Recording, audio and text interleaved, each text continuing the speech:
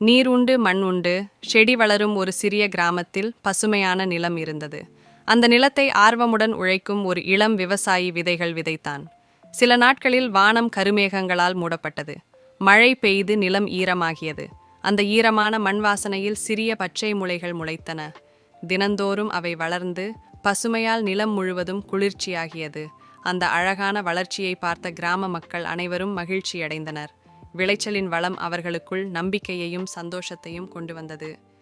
பழமொழி: நீர் உண்டு மண் உண்டு செடி வளரும்.